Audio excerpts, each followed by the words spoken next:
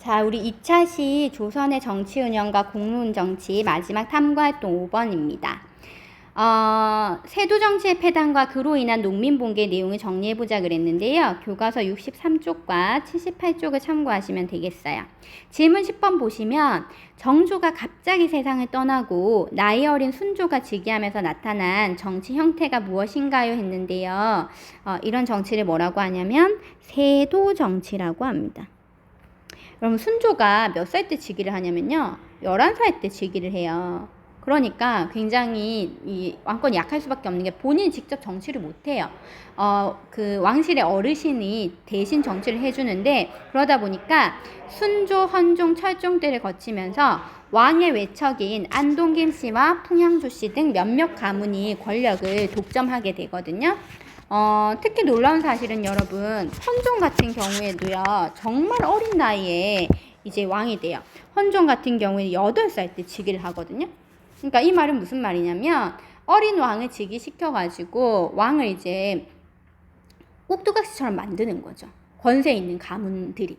그래서 이런 세도 정치가 나타나다 보니까 여러 가지 폐단이 나타나게 돼요. 무슨 폐단이 나타나게 되냐면 세도 가문이 어디에 주요 관직을 독점하냐면 빈칸 38번 비변사의 주요 관직을 독점하게 돼요.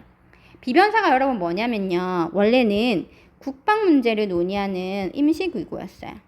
북방 문제를 논의하는 임시기구였거든요. 그런데 임진왜란과 병자호란을 거치면서 이제 그 역할이 강화돼가지고 조선 후기에는 더 이상 의정부와 육조 중심의 행정체제가 아니라 비변사를 중심으로 해가지고 정치가 운영이 되는 거예요. 그래서 세도 정치가 나타났을 때는 세도 가문이 비변사의 주요 관직을 독점하고 훈련도감 같은 중앙 군영의 지휘권을 장악하게 돼요.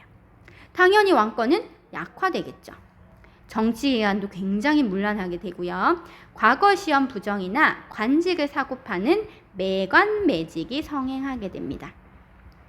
능력으로 관리를 뽑는 게 아니라요. 내가 권세 있는 가문들한테 뇌물을 주면 관직을 받을 수 있는 거예요.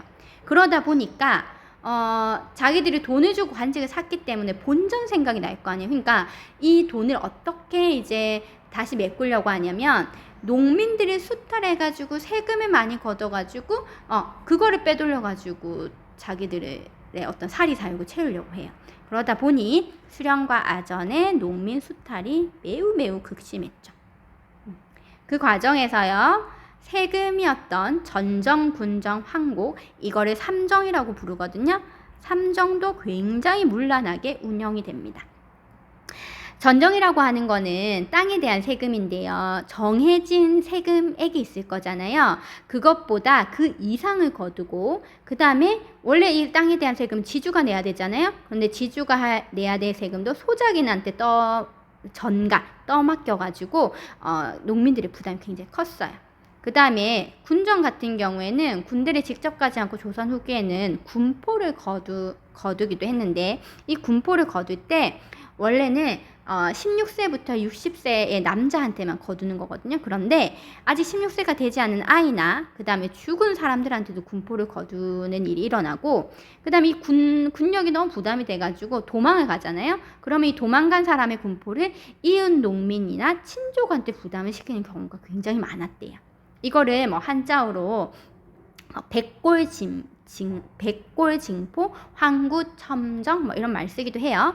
어쨌든 이런 군정이 굉장히 문란하게 운영됐고 환곡 같은 경우에는 식량이 부족할 때 백성들한테 곡식을 빌려주고 10분의 1 정도 이자를 붙여서 갚게 하는 그런 구휼 제도였는데 이 정해진 것보다 훨씬 높은 이자를 받고 또 내가 필요 없는데도 일부러 한국을 하게 해가지고 이자를 계속 늘려가지고 받는 그런 일들이 벌어지게 되는 거죠. 그래서 이 삼정의 문란이 극심해지니까 결국에는 농민 봉기가 발생하게 돼요. 농민이 참다 못해가지고 대규모 봉기를 일으키게 되는데 대표적인 이제 사건이 여기는 빈칸 43번과 빈칸 44번이에요. 자, 사료를 한번 확인해 볼까요? 신민년에 평안도 관찰사가 홍경래의 무리가 들고 일어난 일을 급히 알렸다. 적도들은 거듭 흉년이 들어서 민심이 흉흉한 틈을 타고 창궐하여 청천강 이북의 8고을을 장악하였다라고 했거든요. 여기 홍경래라고 하는 인물이 나오죠. 그래서 이거는 홍경래의 난이라고 합니다. 평안도 지역에 대한 차별 정책과 지역민의 수탈에 항거해가지고요.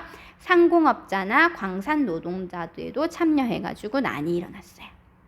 그 다음 옆에 사료요. 임술년에 삼남 지방을 중심으로 백성들이 변란을 일으켜서 관원을 협박하고 아전을 해쳤다. 진주의 유계추는 백성들을 이끌고 성읍을 점거하였으며 함흥의 백성들은 관찰사의 관할을 침범하기까지 하였다. 그래서 여기 진주에서부터 이 봉기가 먼저 시작됐는데요. 삼남 지방이라고 하는 건 세 개의 남쪽 지방, 경상도, 전라도, 충청도를 말하는 거예요. 이 삼남 지방에서 난이 일어났다는 거죠. 그래서 이거는 무슨 봉기라고 하냐면 임술년에 일어난 농민봉기라고 해서 임술농민봉기라고 합니다. 그래서 임술농민봉기에서 농민들이 삼정의 문란을 시정해달라고 요구를 하거든요. 그래서 정부가 삼정이정청이라고 하는 걸 만들어요. 삼정의 문란을 바로 잡을 수 있는 그런 기구를 만드는데 실제로는 잘 운영되지가 못했습니다. 자, 여기까지 우리 세도 정치의 폐단까지 살펴봤어요.